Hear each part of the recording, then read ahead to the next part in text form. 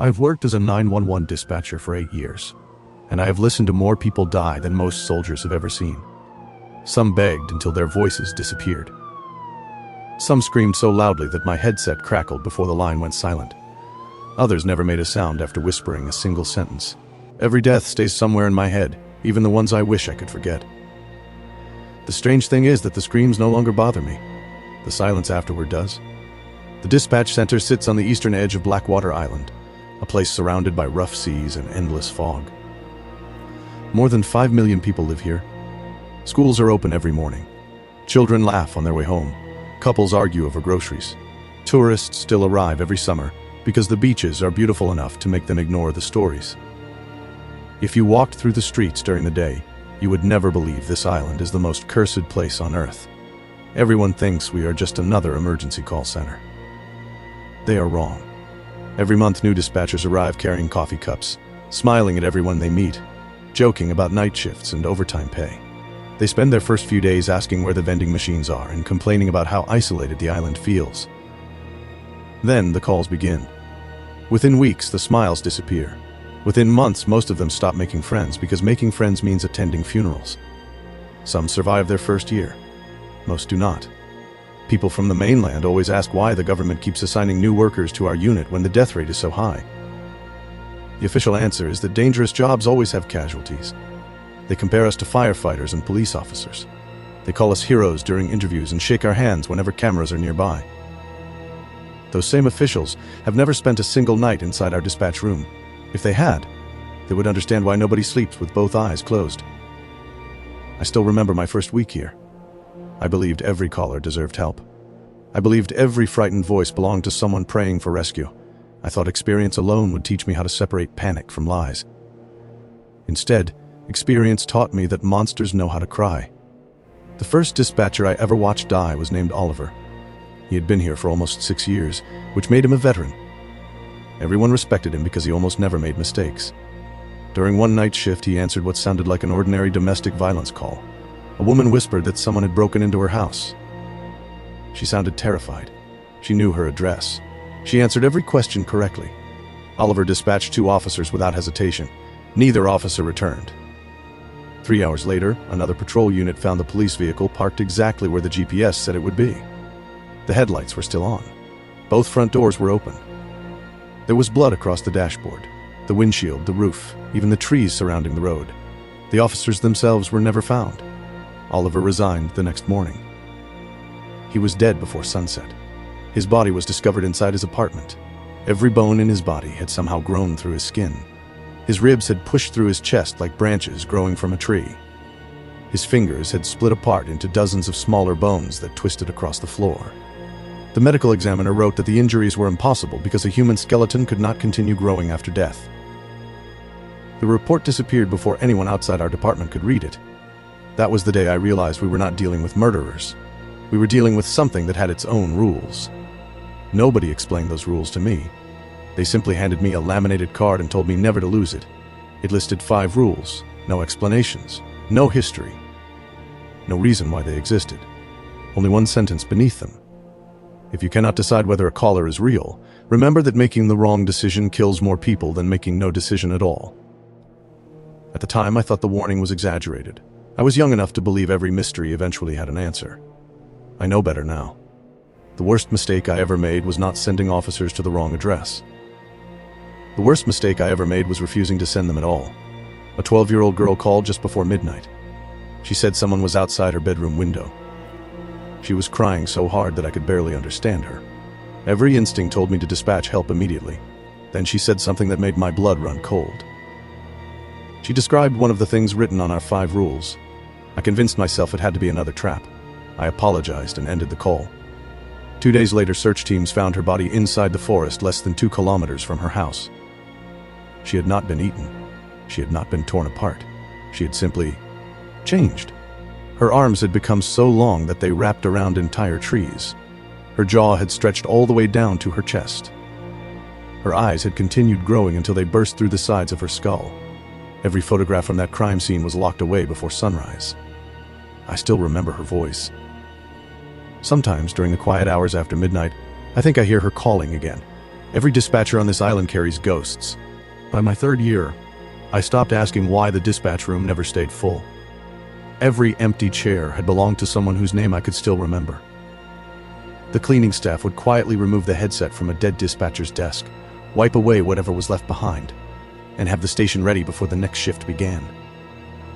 Within days, another transfer from the mainland would walk through our doors carrying a suitcase and a folder of employment papers, completely unaware they had just inherited the workspace of someone who had died doing the exact same job.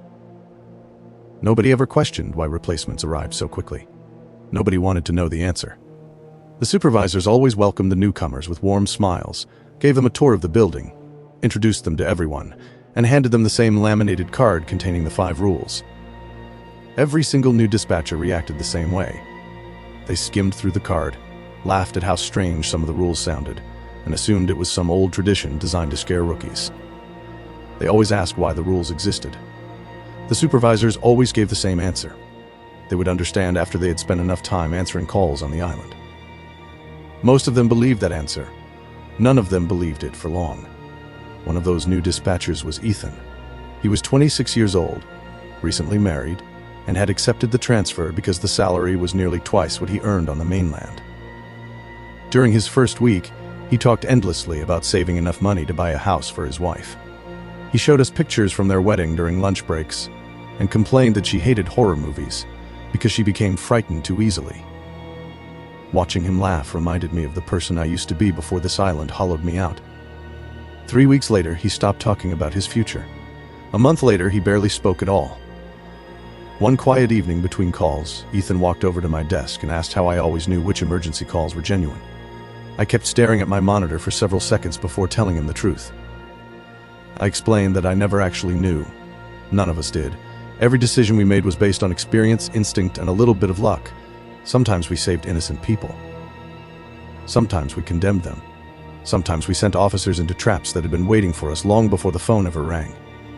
Ethan looked disappointed by my answer and said there had to be something more reliable than instinct.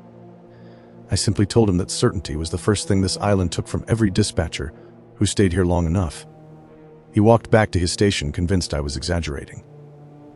I wanted to stop him and explain everything I had seen over the years, but another emergency line lit up before I found the words. The call turned out to be an ordinary traffic collision. We dispatched an ambulance, notified the police, and carried on with the rest of the night. Calls like that were almost comforting because they reminded us that not every emergency on the island was connected to whatever haunted this place. People still had heart attacks. Buildings still caught fire. Children still wandered away from home.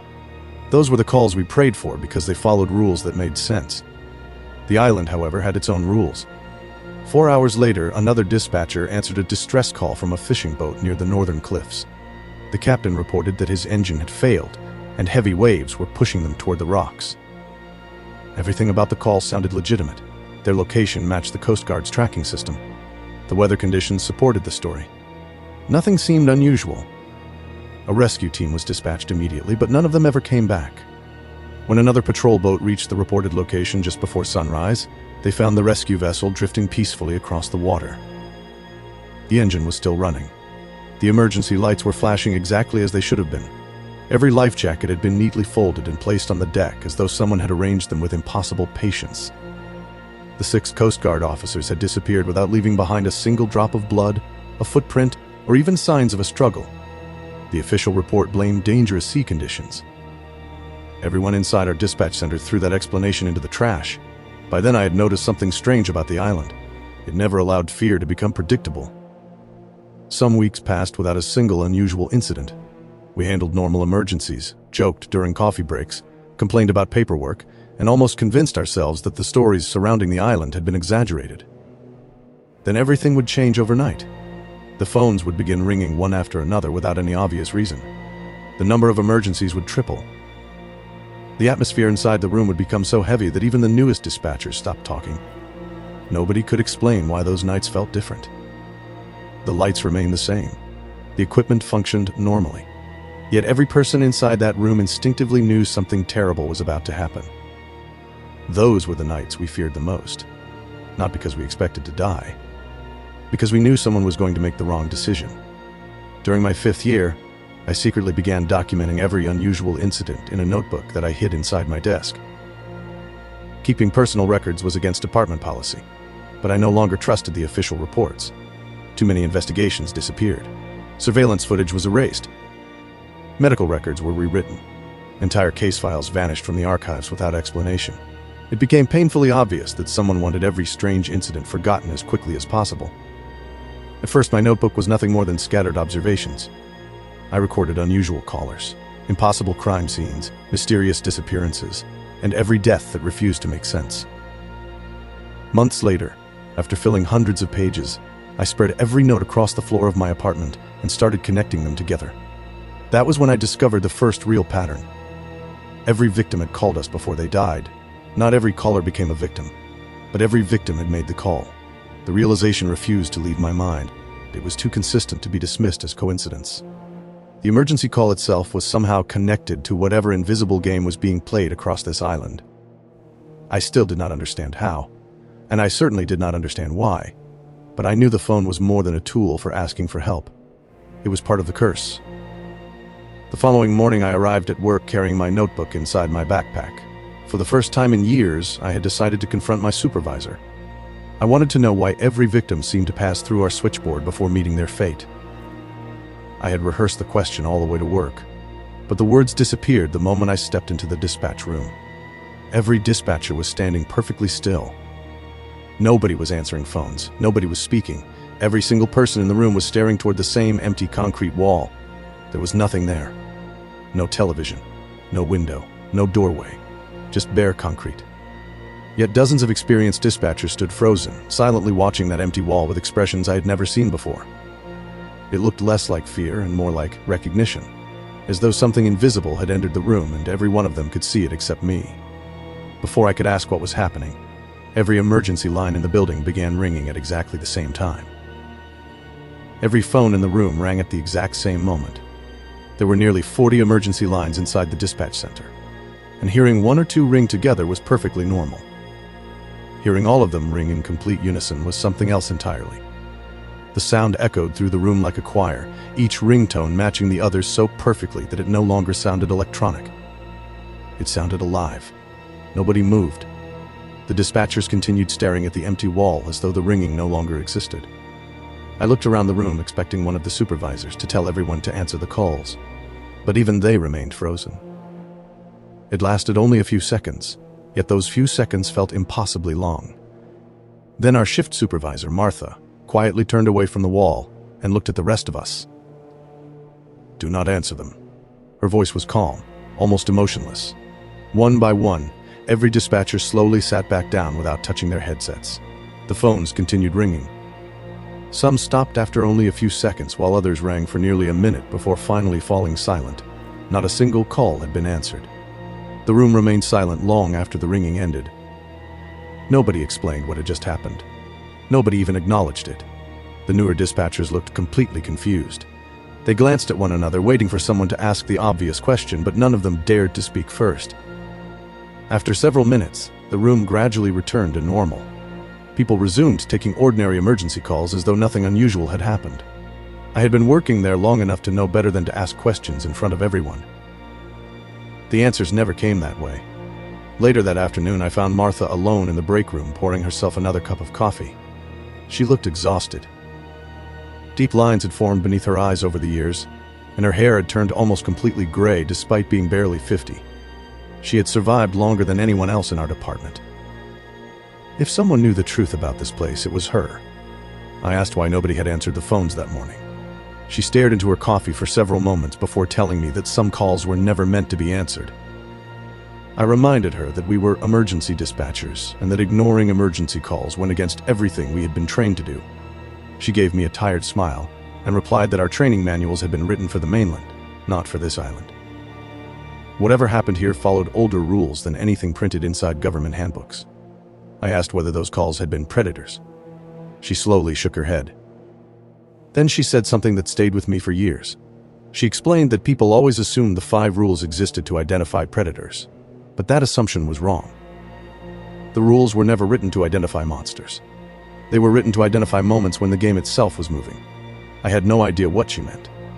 Before I could ask another question, she placed her coffee on the table and looked directly into my eyes. She asked whether I had ever wondered why the laminated card only listed 5 rules without explaining any of them. I admitted that I had thought about it many times. She nodded and quietly told me that explanations were dangerous. The moment someone understood why a rule existed, the rule changed. I laughed because I thought she was trying to scare me. She did not laugh back. That was the first time I realized Martha was genuinely afraid. The rest of the shift passed without incident, but I could not stop thinking about what she had said. The rules were changing. That made no sense. Rules were supposed to remain the same. If they changed whenever someone understood them, then how had anyone survived long enough to write them down in the first place? The question followed me home. That night I opened my notebook and carefully copied the 5 rules onto a blank page. I stared at them for nearly an hour before noticing something I should have seen years earlier. The card never said who had written them. There was no government logo, no department signature, no issue date, nothing. It was simply a list of 5 rules printed on cheap laminated paper. For something every dispatcher carried, it had no official origin. The following morning I arrived early and decided to check our records room. If those rules had existed for decades, there had to be documents explaining where they came from. The archive contained thousands of boxes dating back almost 70 years. Every emergency report had been carefully filed. Every employee record had been preserved. Everything except the rules. There was not a single document mentioning them.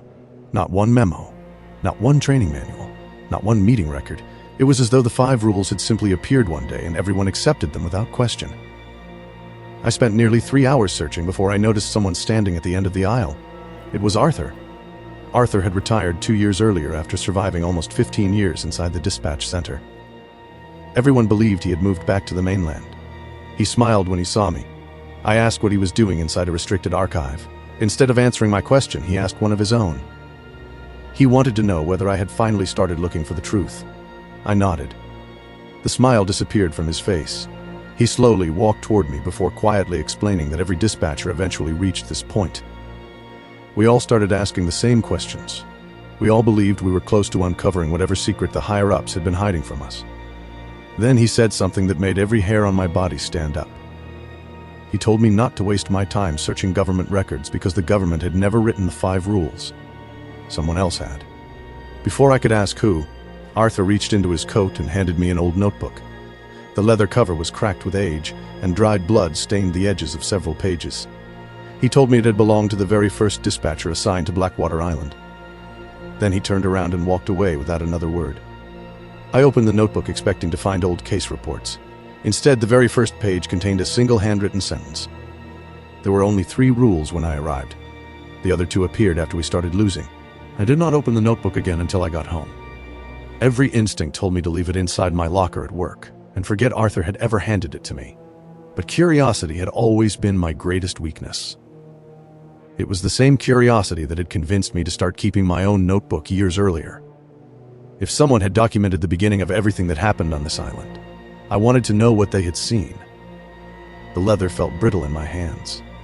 The pages were yellow with age, and the smell that escaped when I opened it reminded me of old paper left inside a damp basement for decades. Several pages had dark brown stains that looked suspiciously like dried blood. Whoever had owned it had carried it everywhere. The first dispatcher had never written his name. The journal simply began. The first entry described his arrival on Blackwater Island almost 60 years earlier. Back then, the island was much smaller, with barely a few 100,000 residents. The dispatch center itself consisted of 1 room, 6 operators, and a supervisor who refused to answer questions. The writer complained about the isolation, the endless fog surrounding the island, and how strangely nervous the senior dispatchers behaved whenever the phones rang after sunset. At first, I thought I was reading the diary of someone who had slowly lost his mind. Then the entries became more disturbing. He described receiving emergency calls from people whose bodies had already been recovered hours earlier. He wrote about answering a call from a woman trapped inside a burning house, only to discover that firefighters had extinguished that same fire the previous afternoon. He insisted these were not prank calls because every detail matched the official reports. One sentence had been underlined so many times that the paper had nearly torn. The calls do not always happen when people need help. Sometimes they happen when something wants us to believe they do. I continued reading. The writer claimed there had originally been only 3 rules, and for years those 3 rules had been enough to keep the dispatchers alive. Deaths still happened, but they were rare enough that nobody questioned continuing operations. Then, according to the journal, something changed. The predators adapted. That single sentence sent a chill through me. They adapted. Whoever these predators were, they were not mindless monsters repeating the same tricks forever. They learned from failures. They changed their methods whenever dispatchers became too good at recognizing them. Every time the predators evolved, the rules had to evolve with them. The game was changing. I remembered what Martha had told me earlier that day. The rules were never written to identify monsters. They were written to identify moments when the game itself was moving. For the first time, her words actually made sense. The notebook continued describing incident after incident, each one stranger than the last. Entire rescue teams vanished without a trace. Ambulances arrived at addresses that did not exist. Call recordings changed after they had been archived, with voices saying completely different things from what dispatchers remembered hearing during the original conversation. Then I reached an entry that made me stop reading. The writer described his first meeting with someone called the Keeper. There was no description, no explanation. Only that title. According to the journal, every dispatcher who survived long enough would eventually meet the Keeper. It was impossible to avoid because the Keeper always chose the meeting, never the dispatcher. The writer claimed that after his meeting, he finally understood why nobody was ever allowed to leave the island permanently. I immediately thought of Arthur. Everyone believed he had retired and moved back to the mainland. Had they lied to us? The thought refused to leave my mind. The next morning, I searched the employee database for Arthur's retirement records. His personnel file was still there, exactly where it should have been. According to the system, he had officially retired 2 years earlier and relocated to the mainland. Everything looked perfectly normal. Then I noticed something odd. His payroll was still active. At first I assumed it was an accounting mistake, but the more I looked, the stranger it became. Every month, without fail, Arthur continued receiving a salary from the department. Tax deductions were still being processed. Health insurance remained active. Even his attendance record showed him working several shifts each month. According to the computer system, Arthur had never actually left. He was still employed. I checked another retired dispatcher. The same thing. Then another. The same. Every dispatcher who had supposedly retired was somehow still listed as an active employee. I leaned back in my chair, trying to convince myself there had to be a simple explanation. Maybe the records had never been updated. Maybe payroll was automated. Maybe. The office door suddenly opened. My supervisor walked inside carrying several folders. The moment she saw the employee records on my monitor, the color drained from her face. She did not ask what I was doing. She already knew. Without saying a word, she closed the office door behind her, walked over to my desk, and quietly disconnected the computer from the network.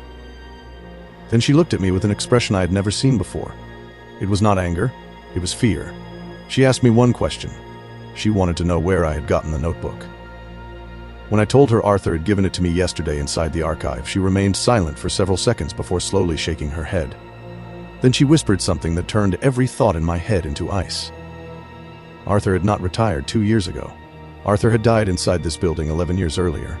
I stared at Martha, waiting for her to tell me she was joking. She never smiled.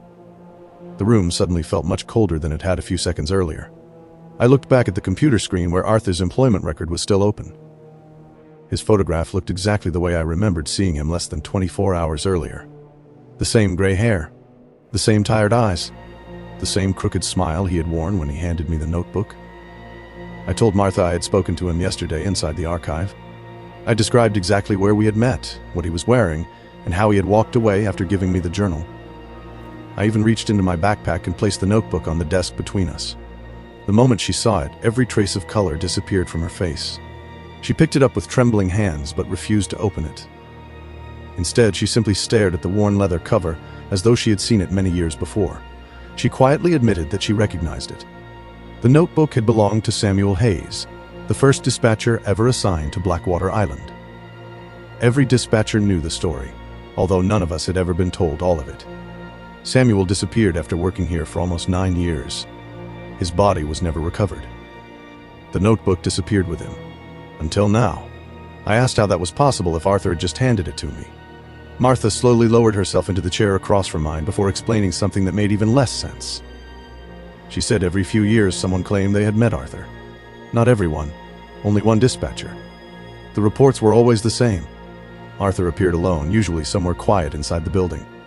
He never stayed for more than a few minutes. He always answered one or two questions before handing the dispatcher something they were never supposed to possess. Sometimes it was a photograph. Sometimes it was an old case file. Sometimes it was a key that opened rooms no longer listed on the building's blueprint. This time, it was the notebook.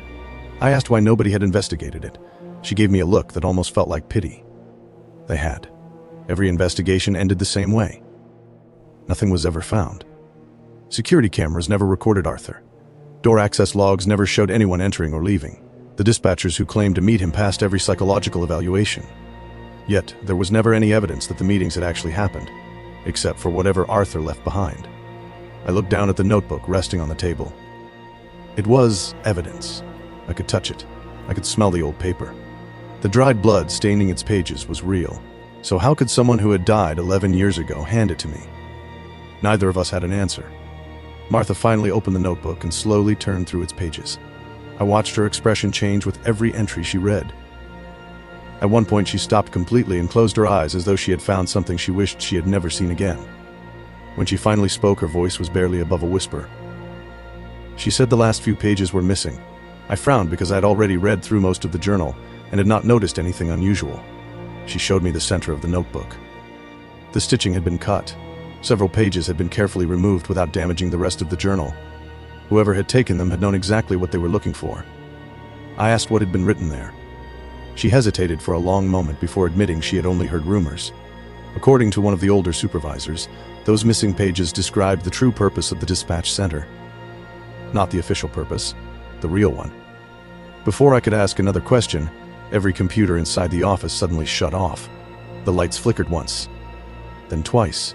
A second later, the emergency alarm echoed through the building, not the fire alarm, not the evacuation alarm, an alarm I had only heard once before. Every dispatcher immediately stood up. Nobody panicked. Nobody shouted. Everyone simply removed their headsets and began walking toward the main dispatch floor. The silence frightened me more than the alarm itself. As Martha and I entered the room, I noticed every emergency phone was already ringing. Not randomly. They were ringing one after another in perfect order from the first desk to the last, as though someone invisible was moving through the room, placing calls one station at a time. Nobody answered. Nobody even looked at the phones. Every dispatcher was staring toward the large digital map hanging on the front wall. Usually the map displayed traffic accidents, ambulance requests, and police activity across the island. Tonight it displayed something else. Thousands of red dots. They covered almost every district on Blackwater Island. At first I thought the system had malfunctioned. Then one of the senior dispatchers quietly counted under his breath. The room remained silent until he reached the final number, 312. I asked him what he was counting. Without taking his eyes off the map, he quietly replied that there should only have been 3 red dots. I asked what the dots represented. He swallowed hard before answering. They're not emergency calls, they're predators. Nobody spoke after the red dots began moving. I watched hundreds of them crawl across the digital map like drops of blood spreading through water. They were not moving randomly. Every one of them was following a different road, cutting through neighborhoods, crossing bridges, and passing police checkpoints, yet they all shared the same destination. Our dispatch center. I had spent 8 years inside that building, and until that moment I had always believed we were safe there. Dangerous calls reached us. Horrifying reports reached us. Death reached us through our headsets every single day. But whatever those red dots represented, they had never come to us. Not like this. One of the younger dispatchers asked whether we should evacuate. Nobody answered him. Martha simply continued staring at the map while gripping the edge of her desk so tightly that her knuckles had turned white. I had worked under her for years, and this was the first time I had ever seen genuine panic on her face. The silence lasted until the building's oldest dispatcher slowly stood from his chair. His name was Leonard. Nobody knew exactly how old he was, because his personnel file listed 3 different birth dates. He had worked in the center longer than anyone else, and people often joked that he knew the building better than the architects who designed it. He was not smiling. He quietly told everyone to lock every exterior entrance immediately. Several security officers rushed toward the doors without asking questions. The heavy steel shutters began sliding over every window, while reinforced barriers sealed the main entrances one after another. The entire building transformed into a bunker in less than a minute. I turned to Martha and asked what was happening. She finally looked at me. Her expression alone was enough to make my stomach tighten. She admitted that she had hoped I would retire before witnessing a convergence. The word meant nothing to me. She explained that every so often the game shifted. Nobody knew why. Nobody knew what caused it. The predators abandoned their usual hunting grounds and gathered together in one place. During every recorded convergence, hundreds of them moved at once. There had only been 4 in the island's recorded history. Nobody knew how many dispatchers had died during the previous ones because those records had disappeared decades ago. The room became eerily quiet as everyone watched the map. The dots continued closing the distance. 20 kilometers, 19, 18. Each update made my heart beat faster. Then something strange happened. One of the dots suddenly stopped, then another. Within seconds, dozens of them had frozen in place. They were no longer moving toward us. They were surrounding something. The map zoomed in automatically. A small blue icon appeared in the center of the circle. I immediately recognized what the icon represented. It marked an active emergency caller.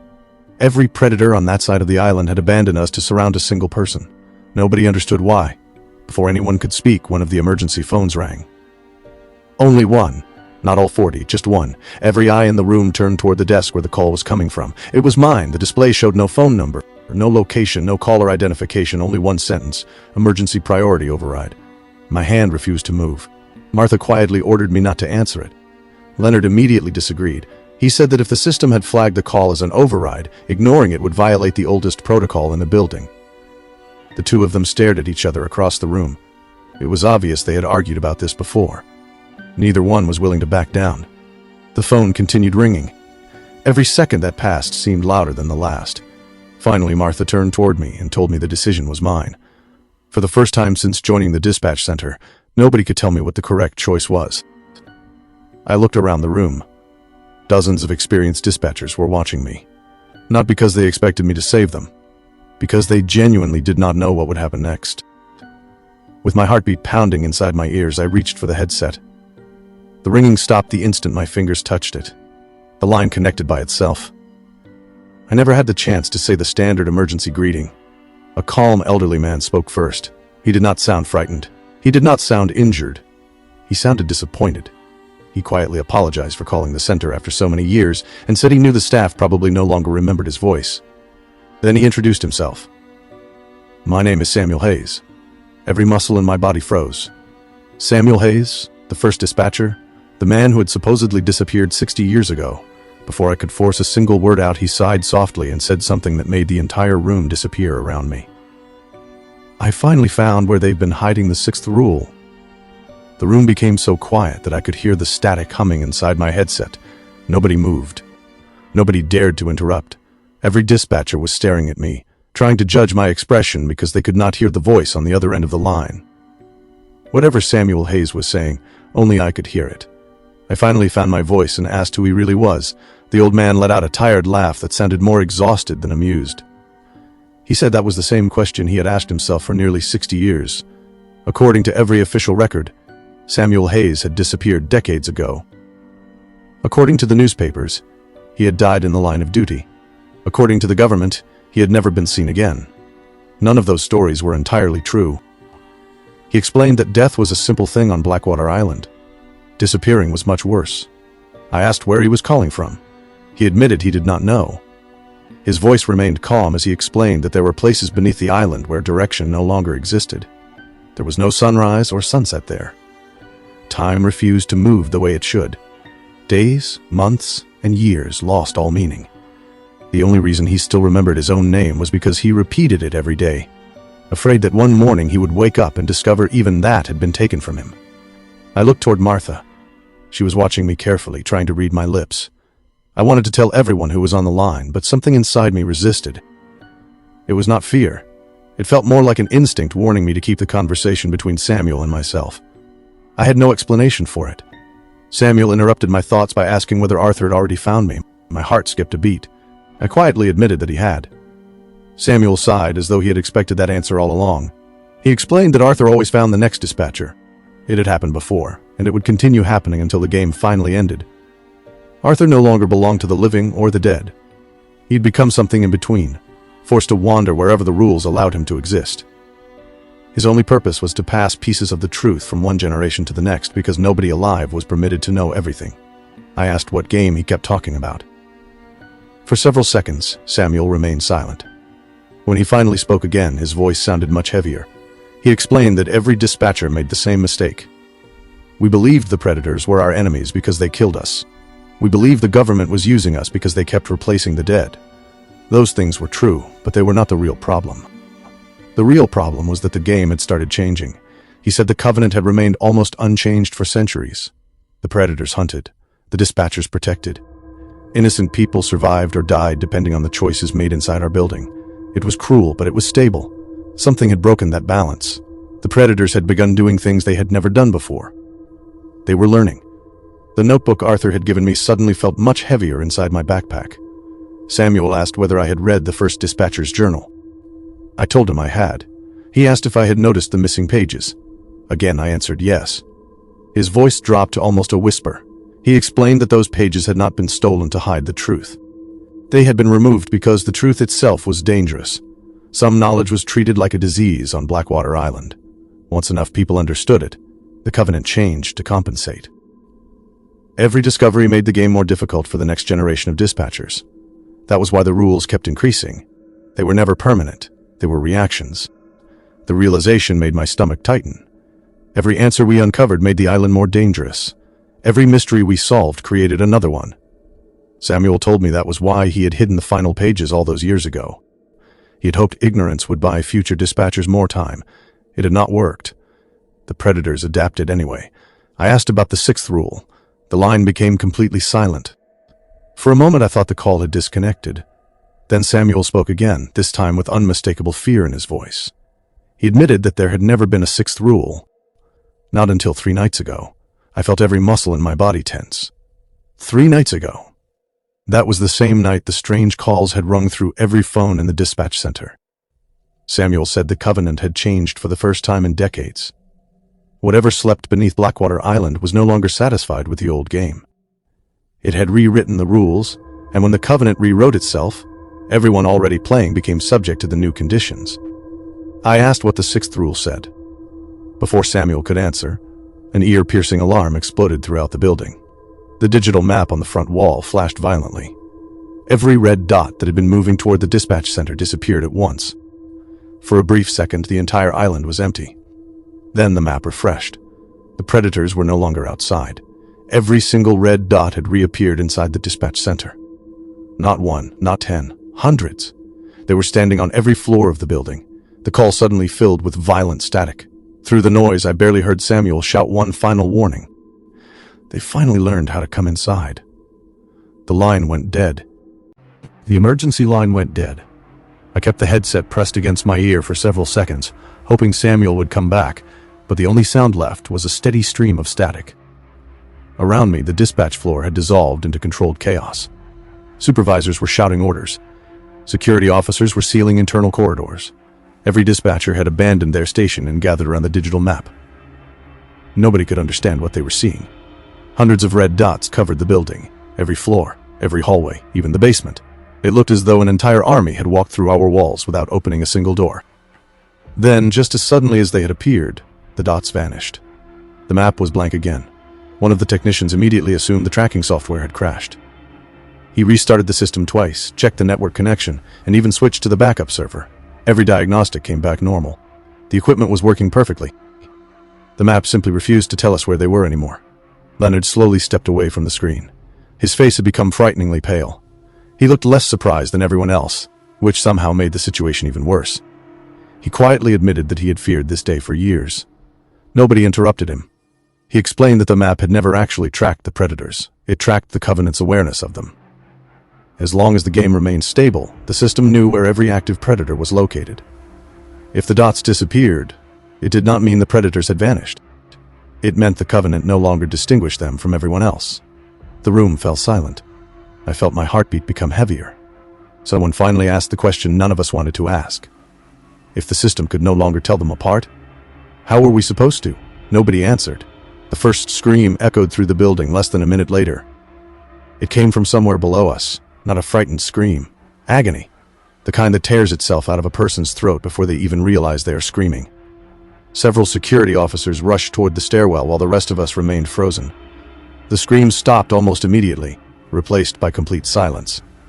1 minute passed, then another. Nobody came back. The radios carried nothing except static. Leonard quietly ordered everyone to stay together. Nobody was to leave the dispatch floor under any circumstances. The order made perfect sense until we remembered something that immediately shattered whatever comfort it had given us. Half of our dispatchers were still downstairs. They had gone to the cafeteria before the alarm. Others had been in the archive. 2 maintenance workers were servicing the generators beneath the building. A janitor had been cleaning the first floor. If nobody was allowed to leave, nobody was coming back for them. The realization spread across the room without anyone needing to say it aloud. We were abandoning our own people. One of the newer dispatchers broke down first. He insisted his brother was working security downstairs and tried running toward the stairwell before 3 others restrained him. He fought them with surprising strength, screaming that they were leaving innocent people to die. Nobody argued with him, because he was right. We were. Martha closed her eyes for several seconds before quietly admitting that if whatever had entered the building wanted to separate us, running through the corridors one by one was exactly what it expected. That sentence made me think of Samuel. The predators had learned. Everything they were doing tonight was different. They no longer waited for us to answer the wrong call. They no longer lured rescue teams across the island. Somehow, they had changed the board itself. I reached into my backpack and pulled out Samuel's notebook again. For reasons I still cannot explain, I turned to the very last page. I knew several pages had been cut out. I expected to find nothing. Instead, a folded sheet of paper slipped onto the floor. I froze. I had searched through that notebook several times. That paper had not been there before. Neither had the handwriting covering it. Every line had been written in fresh black ink. My hands trembled as I unfolded it. There was only a single paragraph. If you are reading this, the predators have already crossed the final boundary. Do not trust uniforms. Do not trust familiar voices. Do not trust memories. They cannot become human, but they no longer need to. Once the 6th rule appears, they begin borrowing people instead. By the time you notice something is wrong, the person standing beside you has already been dead for hours. I had barely finished reading when someone called my name. It was Ethan. He was standing only a few meters away, asking what I had found. I looked up instinctively. Then my blood turned to ice. Ethan had been sitting beside me the entire night. I'd spoken to him less than 20 minutes earlier, but another dispatcher suddenly whispered that Ethan had never reported for work. He had called in sick that morning. The entire room slowly turned toward the man wearing Ethan's face. He smiled. It was not Ethan's smile. Without a word, he reached into his pocket, pulled out a ringing cell phone, and gently placed it on the floor between us. The screen displayed a single message. 911 incoming call. The caller was inside the dispatch room. Nobody reached for the phone. It continued ringing on the floor between us, vibrating across the polished tiles in slow circles. Every dispatcher stared at it, then at the man wearing Ethan's face. He did not move. He simply stood there with that impossible smile, watching us as though he had already memorized how each of us would die. I looked at Martha, expecting her to order security to restrain him. She did nothing. Leonard slowly raised one hand, silently signaling everyone to stay exactly where they were. That frightened me more than Ethan. If Leonard believed getting closer was a mistake, then none of us understood what we were facing. The phone stopped ringing. For a moment I thought the call had ended. Then every headset resting on our desks crackled at the same time. Nobody had touched them. A woman's voice calmly greeted us through every speaker in the room. She thanked us for contacting emergency services and politely asked if anyone was still willing to help her. Several dispatchers instinctively looked toward their consoles. No incoming calls were displayed. Every monitor showed the system was idle. Yet the voice continued speaking. She sounded exhausted, almost relieved that someone had finally answered. She explained that she had been hiding inside the ventilation system for almost 6 hours. Something had been following her through the building, and every time she thought she had escaped, it somehow appeared ahead of her. She begged us not to disconnect because she could hear it crawling again. Nobody spoke. The woman suddenly became confused. She asked why none of us were answering. Then she laughed quietly. It was a laugh filled with disbelief. She apologized and admitted she had forgotten. She was no longer calling the dispatch center. She was calling from inside it. Every eye in the room slowly lifted toward the ceiling. Above us, hidden behind the metal ventilation grills, something scraped across the ductwork. The sound was slow, heavy. It stopped directly above the dispatch floor. The woman's breathing became faster. She whispered that it had found her again. Then she screamed. It was not the scream of someone who had been attacked. It was the scream of someone who had just seen what was about to attack. The transmission ended with a wet crunch that echoed through every headset before the line fell silent. Nobody moved. Nobody even looked away from the ceiling. A thick red liquid began dripping through one of the ventilation grills. It landed on the desk beside mine. Then another drop followed. Then another. The metallic smell reached us almost immediately. Blood. Fresh blood. One of the newer dispatchers could not take it anymore. He threw off his headset and ran toward the emergency exit despite Leonard shouting for him to stop. He managed only a few steps. The lights flickered. For less than a second, the entire room went dark. When the lights returned, the dispatcher was gone. There was no sound of a door opening. No struggle. No scream.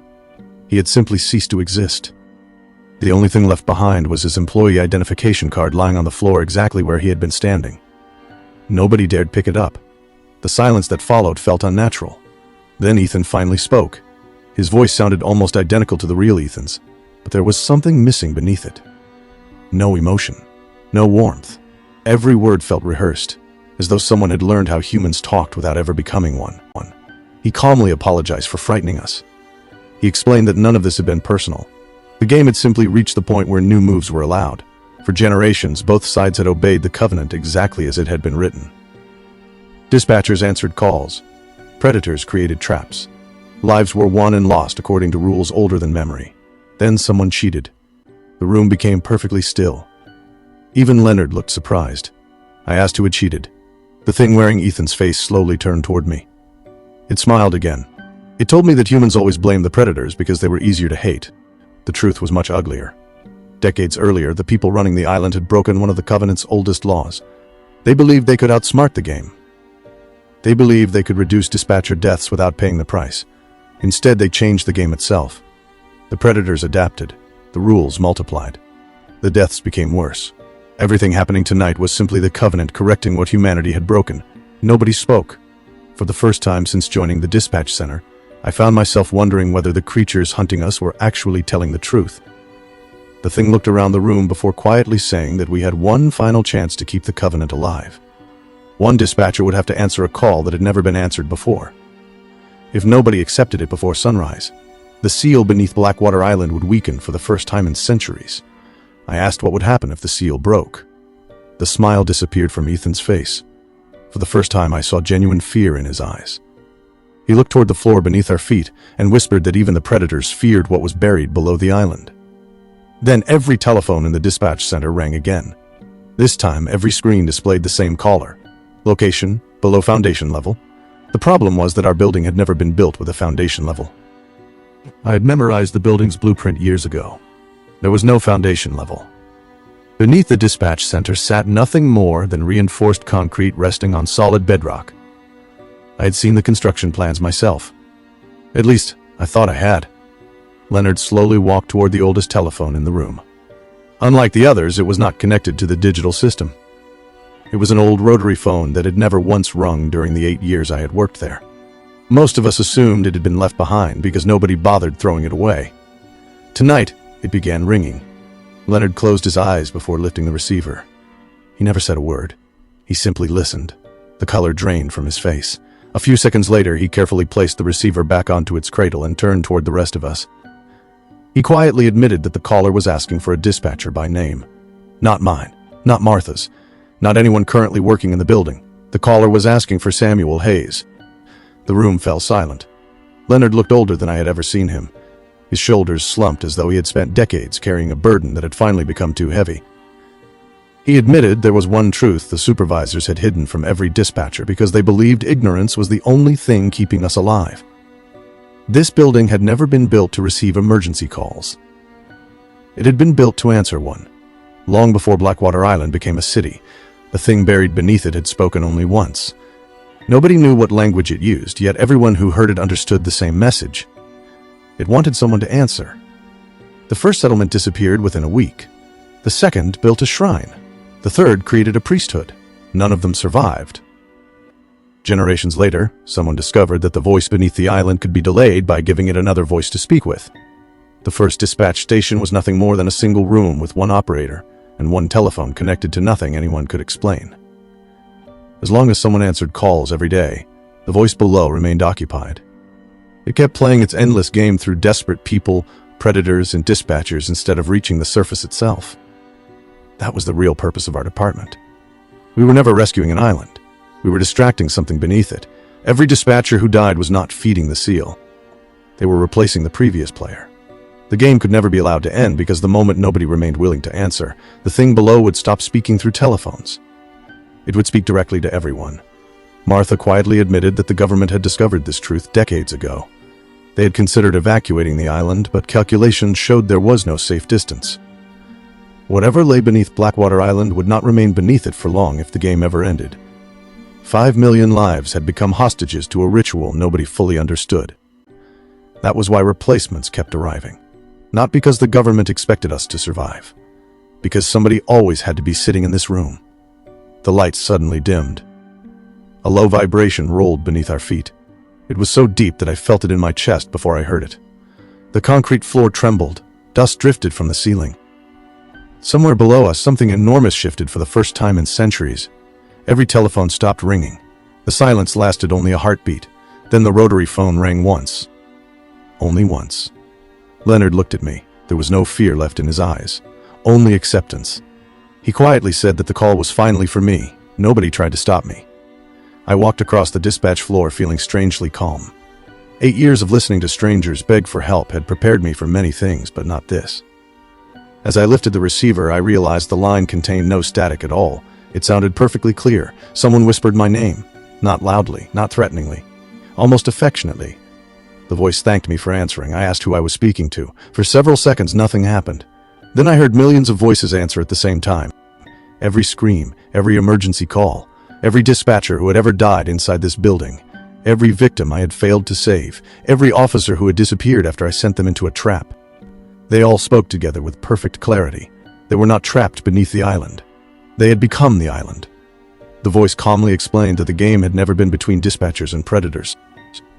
Both sides had always been pieces. The real players were those who answered the phone and the one who waited beneath the earth. Then it thanked me for agreeing to take the next shift. I tried to let go of the receiver. My hand would not move. The dispatch room slowly disappeared around me. Martha, Leonard, the desks, the monitors, and the frightened dispatchers faded into darkness until only the telephone remained. The last thing I heard before everything went black was another emergency line connecting somewhere very far away. A young dispatcher answered with a cheerful voice, introducing himself as the newest transfer to Blackwater Island. I wanted to warn him. I wanted to tell him to leave while he still could. Instead, I heard my own voice calmly welcoming him to the night shift. That was 8 years ago. If you ever find yourself calling emergency services from Blackwater Island, and a dispatcher who answers sounds unusually tired, listen carefully before you explain your emergency. If I tell you to hang up immediately, do not ask questions. Do not call back. Because sometimes the only way I can save a life is by refusing to answer it. If you enjoy this story, don't forget to like and subscribe for more.